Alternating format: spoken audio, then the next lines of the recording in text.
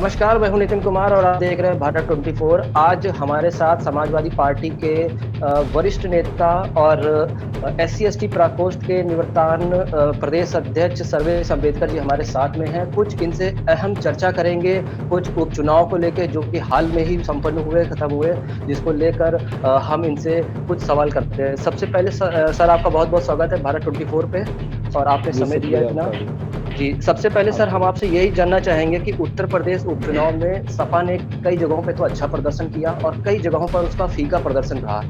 वजह क्या रही? इतना मतलब चुनाव लड़ गया था वहाँ पर भी जिन जगहों पे सपा लड़ रही थी और अचानक ऐसी कौन-सी ऐसी स्थिति रही कि सपा बिल्कुल तीसरे या चौथे पायदान पे खिसक गई?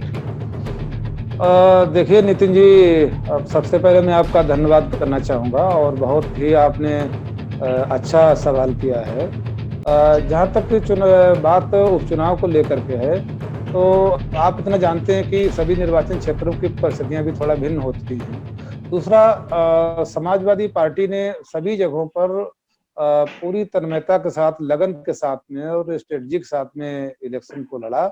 समाजवादी पार्टी के राष्ट्रीय अध्यक्ष माननीय अखिलेश यादव जी के दिशा निर्देश पर, पार्टी के वरिष्ठ नेताओं के दिशा निर्देश पर।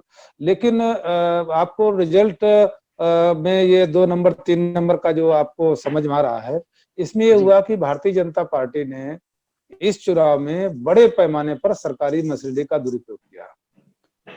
भारतीय जनता पार्टी ने पुलिस का बड़े पैमाने पर प्रयोग किया, हमारे वर्कर्स को पाबंद कराया, उनको थाने में उनको लाठीचार्ज कई जगहों पर कराए और उनको पर थाने पर बैठा लिया।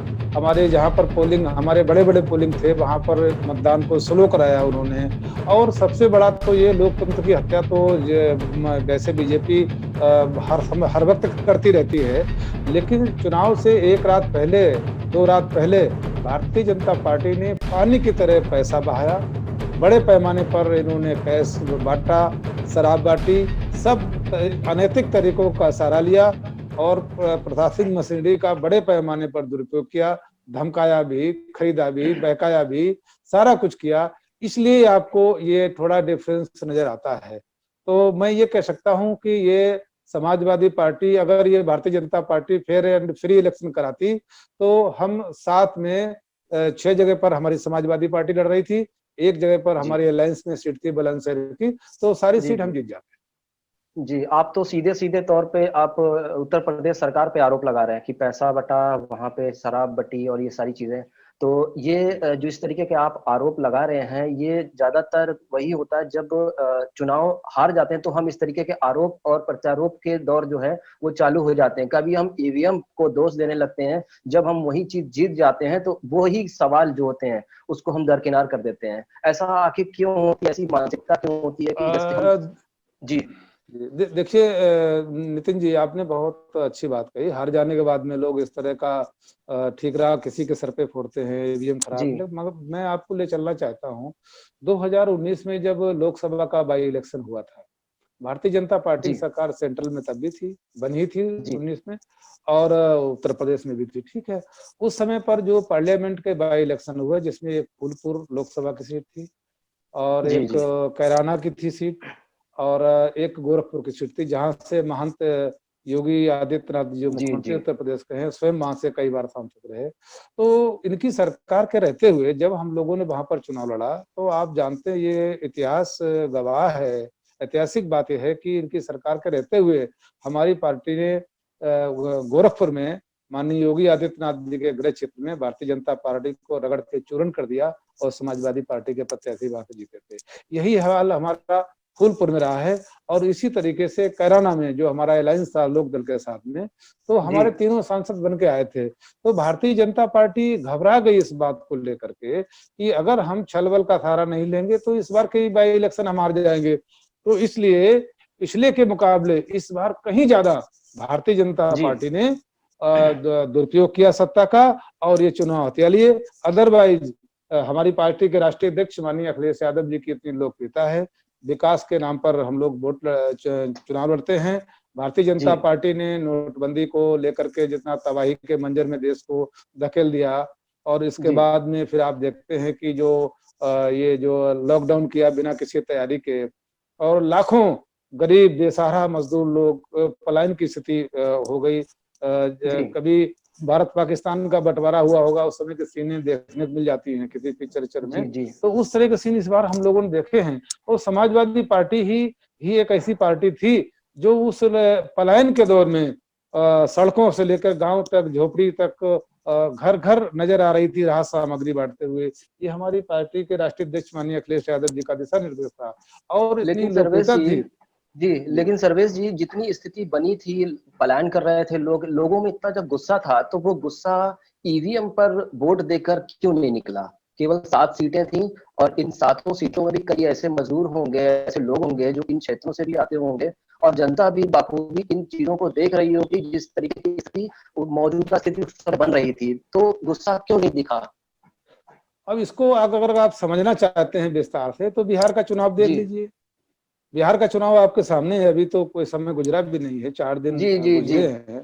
3 तारीख जी रिजल्ट आया है। और जिन विधायकों को, माननीय तेजस्वी यादव के विधायकों को जीता हुआ घोषित कर दिया गया, इलेक्शन कमीशन की सूची में दर्ज हो गया, और उसको जीत का प्रमाण पत्र ना देकर उसको हारा हुआ घोषित कर दिया गया बड़े जी पैमाने जी पर, पोस्टल बैलेट के साथ में बड़ी हेराफेरी की गई। तो ये किस लेवल तक चले जाएंगे बेईमानी में, इस लोकतंत्र की हत्या करने में, इसका अनुमान लगाना बहुत कठिन है। इसलिए ये सब स्थितियां आपको देखने को मिल रही जी। जो यूपी का उपचुनाव हुआ, उसमें समाजवादी पार्टी अगर देखी जाए तो नो प्रॉफिट और नो लॉस पे रही है, क्योंकि जैसी स्थिति पहले थी वैसी ही स्थिति यहीं पर बनी, यहाँ पर भी बनी, यानी जौनपुर की सीट को ही वो बरकरार रखने में कामयाब रही। और इसके पीछे जो चीजें रही हैं, इसको आप किस तरीके से देखती हैं? उसको या तो कुछ लाभ हुआ और ना ही हानि हुई, एक तरीके से स्थिति तो वैसी की रही, पुरानी जैसी। तो 2022 में आप देखिए ऐसे अपने आप को।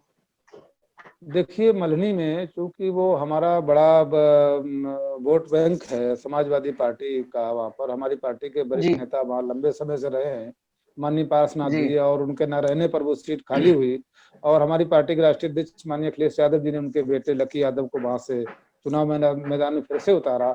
तो जो माननीय पारसनाथ जी ने अपने कार्यकाल के दौरान जनता के दिल में उतरने की जो कोशिश की, जो जगह बनाई, उसका रिजल्ट जी आज समाजवादी पार्टी को मिला, लकी यादव को मिला। वहां भी भारतीय जनता पार्टी ने बड़े पैमाने पर हेर फेर किया, फ्रॉड किया। और जो सेकंड नंबर पर कैंडिडेट आया, आप उनको देख रहे हैं, पैसे से ही सारा उनका चुनाव लड़ा गया। लेकिन वहां स्थिति, वहां की जनता ने क्या किया, भारतीय जनता पार्टी की जमानत जब्त करा दी। जी। सर्वेश जी, दूसरा सवाल मेरा ये होगा कि घाटमपुर का उपचुनाव आपने देखा होगा, अच्छा खासा लड़ रहे थे कोरी साहब जो उम्मीदवार थे, लेकिन वहाँ के जो जिलाध्यक्ष नियुक्त थे वहाँ पे, जो जिनको देखना था, वो ज़्यादातर, मैं भी वहाँ गया था, मैंने भी उस चीज़ को कवर किया था, देहात के हों चाहे वहाँ का नगर के हों, वो ज़्यादातर जिलाध्यक्ष जो है सोशल मीडिया पे फोटो अपलोड करने में मस्त थे, व्यस्त थे, और वो लोग जनता के बीच में जाकर मतलब ये कहते हैं कि जनता से जो कनेक्टिविटी हो रही थी वो नहीं होती थी। ऐसा क्यों होता है? क्योंकि जिम्मेदारी वहाँ के जिलाध्यक्षों की होती है, और ज्यादातर जो काम कर रहे थे वहाँ के विधायक जो थे, अन्य लोग थे, वो लोग काम कर रहे थे। देखिए इस मामले में मैं इतना कह पाऊंगा, चूंकि मैं टुंडला विधानसभा को देख रहा था, मेरी ड्यूटी जी जी माननीय राष्ट्रीय अध्यक्ष जी ने टुंडला विधानसभा क्षेत्र में लगाई थी, तो मेरा उधर पहुंचना नहीं हो पाया, इसलिए मैं जीरो ग्राउंड की रिपोर्ट तो नहीं बता सकता हूं। बट इतना जी जरूर है कि हमारी पार्टी के जितने भी जिलाध्यक्ष हैं, जितने भी माननीय विधायकगण हैं, चाहे वो वर्तमान हो चाहे पूर्व हो, और चाहे चाहे अन्य पदाधिकारी हों, वो सब संवेदनशील हैं और निश्चित रूप से लगे रहे। जिलाध्यक्ष के पास में बहुत से पेपर वर्क भी होते हैं, बहुत सारी चीजें होती हैं। और जहां तक सोशल मीडिया का मामला है, उस पर तो ये जी भी एक महत्वपूर्ण प्लेटफॉर्म है, ब्लेड और ये ग्लोबल प्लेटफॉर्म है। इसलिए जी जी अब समाजवादी पार्टी बड़ा मोटा विज्ञापन नहीं दे पाती है इलेक्ट्रॉनिक मीडिया को, प्रिंट मीडिया को। तो सोशल मीडिया ही एक ऐसा सहारा हमारा है कि हमारी बात हम यहाँ से लेकर के और हम देश दुनिया में कहीं भी पहुंचा सकते हैं। जी तो जी इसमें तो मैं नहीं समझता हूँ कि वो फेसबुक चलाते हैं, क्योंकि वो फेसबुक प्लेटफॉर्म है, इसलिए उसका इस्तेमाल किया। और वहाँ की परिस्थितियां कुछ ऐसे हुई, भारतीय जनता पार्टी की दुरभिसंधि ऐसी रही जिसकी वजह से जी। आपको सवाल करने का मौका मिला है। अदरवाइज जी। हमारी पार्टी वहां भी बहुत मजबूती के साथ लड़ी है। सर्वेश जी, युवाओं का एक मुद्दा है, सबसे अहम मुद्दा है। पिछली बार भी आपने देखा, रोजगार का एक बहुत बड़ा मुद्दा है, जो जी कि बिल्कुल। मतलब यूपी ही नहीं, पूरे हिंदुस्तान में चरम पर इस समय है। तो इस व्यवस्था को आप कैसे देखते हैं? देखिए, रोजगार के मामले में अभी एक रिपोर्ट भी आई थी बहुत जल्द ही। तो भारत तो 123वें स्थान पर है भुखमरी के मामले में भी। जो बेरोजगारी है तो भुखमरी है। तो रोजगार जी, के जी। संसाधन जो भी थे वो भारत सरकार ने निजीकरण करके एक तो इस माध्यम से बड़े पैमाने पर नौकरियां छीन ली लोगों की। वादा तो भारतीय जनता जी, पार्टी ने किया था कि मेरी सरकार बनेगी तो प्रतिवर्ष हम 2 करोड़ नौकरियां लेंगे। तो 2 करोड़ तो जी, नहीं दे पाए नौकरियां। जो लोग नौकरियों पर इनकी सरकार से पहले लगे हुए थे, अपने घर परिवार का पेट पालन कर रहे थे, बच्चों को पढ़ा लिखा रहे थे, उनकी नौकरियां छीनने, करोड़ों लोगों की नौकरियां छीनने का काम भारतीय जनता पार्टी जरूर किया है। चाहे वो रेलवे डिपार्टमेंट हो, चाहे वो LIC हो, चाहे उड्डयन विभाग के अपना ये ट्रांसपोर्टिंग हो, विभिन्न जी, बहुत जी, सारे विभागों को इन्होंने निजीकरण करके और नौकरियों से लोगों को निकाल दिया। इसलिए ये भयावह स्थिति इस देश में पैदा हो गई है। और आप देखते हैं कि बड़े पैमाने पर लोगों ने सुसाइड भी किया है कि हम क्या खाएंगे, जी, बच्चों को कैसे चलाएंगे, कहीं रोजगार के संसाधन नहीं। दूसरा, ये जो कोरोना जो है, ये भारतीय जनता पार्टी ने अपने चहेते लोगों को विदेशों से लाते रहे, उनके साथ में कोरोना भी आता रहा, अदरवाइज इंडिया में कोरोना नहीं आता। और भारत की अर्थव्यवस्था को, भारत की सारी व्यवस्थाओं को भारतीय जनता पार्टी ने की सरकार ने बगैर किसी तैयारी के, बगैर किसी जानकारी के और लॉकडाउन लगा करके इसको बिल्कुल जीरो कर दिया है। तो जी, इसलिए पूरे देश में हाहाकार मचा हुआ है, तबाही का मंजर है और रोजगार कहीं दूर दूर तक नजर नहीं आता है। और मुझे तो लगता है कि अगर हालातों में सुधार नहीं हुआ, GDP आप देख रहे हैं देश की, जी, जी, लगातार लगातार हम आज GDP के मामले में बांग्लादेश और नेपाल से भी पीछे की स्थिति में नजर आपको आते हैं। तो आप ये समझ सकते हैं। मुझे लगता है कि अगर इस स्थिति में सुधार नहीं हुआ तो देश का 90% आदमी इस सुसाइड की स्टेज पर खड़ा हो जाएगा। सर्वेश जी, 2022 में अगर सपा सरकार उत्तर प्रदेश में आती है, तो युवाओं के लिए और जो किसान है, एक किसान भी एक बहुत बड़ा मुद्दा बनता जा रहा है। तो इसको आपकी सरकार किस तरीके से देखेगी, और उनका निवारण के लिए क्या कौन कौन से कदम उठाएगी? देखिए, ऐसा नहीं है कि मेरी सरकार पहली बार आएगी, मेरी सरकार पहले रह भी जी, चुकी है। और जब जब समाजवादी पार्टी की सरकार बनती है तो हमारी पार्टी को किसानों नौजवानों का ही मेन उद्देश्य रहता है, मेन एजेंडा रहता है, नौजवान को रोजगार मिले और किसान की उसकी उपज का मूल्य दुगना अगर ना मिल सके तो कम से कम इतना मिले कि वो भुखमरी के कगार पर, सुसाइड के स्टेज पे ना आए। और बड़े पैमाने पर देखिए, अभी गन्ना किसानों का हमारी सरकार ने बड़े जी, पैमाने पर उनका भुगतान किया था, सारा ही जी, लगभग भुगतान हो गया था। और इधर किसानों को लेके, चाहे वो अब ये बीजेपी ने नीम कोटिंग यूरिया लाके फिर वो यूरिया ही नहीं मिलती है, तरह तरह के नियम बदल कर लोगों को खाद से ही दूर कर दिया है। तो पैदावार में भी बड़े पैमाने पर गिरावट हुई है। और वहीं रेट के मामले में जो MSP है, MSP के विपरीत जाकर बिचौलियों को, जी, किसान की उपज को बिचौलियों को सौंपने का काम भारतीय जनता पार्टी ने किया है। इसलिए किसान तबाही और बर्बादी के मंजर में झोंक दिया है भारतीय जनता पार्टी ने। बड़े पैमाने पर विद्रोह है भारतीय जनता पार्टी से। समाजवादी पार्टी की सरकार बनती है तो सबसे पहले हमारी पार्टी के राष्ट्रीय अध्यक्ष माननीय अखिलेश यादव जी जी, किसानों के हित के लिए जरूरी कदम उठाते हैं। नौजवान कैसे रोजगार पाए, और विकास के मामले में तो अखिलेश यादव जी को पूरी दुनिया जानती है कि जी, वो अखिलेश यादव जी के अलावा विकास पुरुष के नाम से भी जानते हैं। जी, आपको सारा कुछ दिख रहा है, चाहे चाहे वो आपका ये जो आगरा से लेकर लखनऊ तक का एक्सप्रेस वे बनवाया हो, जो जी, आपात जी, स्थिति में सेना के भी काम आएगा, जहां पर जी, सबसे बड़ा मेघ मिराज और बहुत सारे लड़ाकू जेट फाइटर उतारे, और वहीं सबसे वजनी विमान जो हरकुलिस होता है, जो कई कई जी, पैटर्न टैंक को लेकर के उड़ान भरता है, युद्ध क्षेत्र में सीमा पर जाकर उतार देता है, उसको भी उतारा गया। तो इसकी भी टेस्टिंग कराई। और भारतीय जनता पार्टी जब सरकार बनी थी तो बीजेपी के मिनिस्टर फावड़ा जी लेकर के एक्सप्रेस वे को खोद रहे थे, लेकिन वो एक्सप्रेस वे तो कोई खरोंच नहीं आई उस पर, उनके फावड़े जरूर टूट गए। तो ये सिद्ध हो गया। और बहुत सारे काम किए हैं, चाहे वो गरीबों को, लाचार मजबूरों को 1090 हो, चाहे वो 100 डायल हो। तो ये सारा काम बीजेपी ने, इसको कुछ काम तो उनको आता नहीं है, केवल काम जी के का नामकरण करती है, नाम बदल देती है, और दोबारा तिबारा फीता लगा के उसका उद्घाटन करके अपने नाम लिखाने का काम करती है। जी सर्वेश जी, तो आखिरी इसलिए सवाल आपसे। जी सर, कंप्लीट कर लीजिए।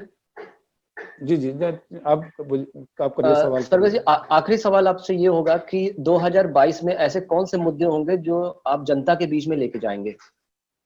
देखिए, अभी तो चुनाव में देरी है, और जी हमारी पार्टी का जो कोर लीडर्स हैं, हमारे माननीय राष्ट्रीय अध्यक्ष जी, इसके लिए मुद्दे निर्धारित करेंगे। बीजेपी दिन पर दिन तबाह कर रही देश को, जी तो वो, जी लेकिन जी मोटा मोटी मैं आपको बता सकता हूँ कि हमारी पार्टी का मुख्य मुद्दा विकास ही होगा, क्योंकि हमारी पार्टी की पहचान विकास नाम से है, और विकास की आवश्यकता, और लॉ एंड ऑर्डर मेंटेन्ड है, इसकी आवश्यकता हर नागरिक को है। लोगों को रोजगार मिले, इसकी आवश्यकता हर बेरोजगार को, हर नौजवान को है।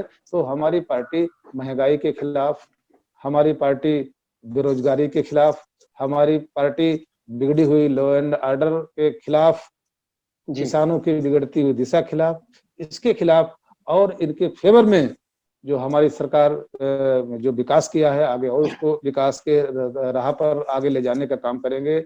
हम बेरोजगारों को रोजगार देंगे, किसानों की जी स्थिति को बेहतर कराने की कोशिश करेंगे, और लॉ एंड ऑर्डर के मामले में हम ये एहसास करा देंगे, हमारी पार्टी सरकार बनेगी तो एहसास करा देंगे कि राज अब ये किसी और के आधार पर नहीं चलेगा, ना किसी मठ और मंदिर के आधार पर चलेगा, ना किसी बाबा के आधार पर चलेगा।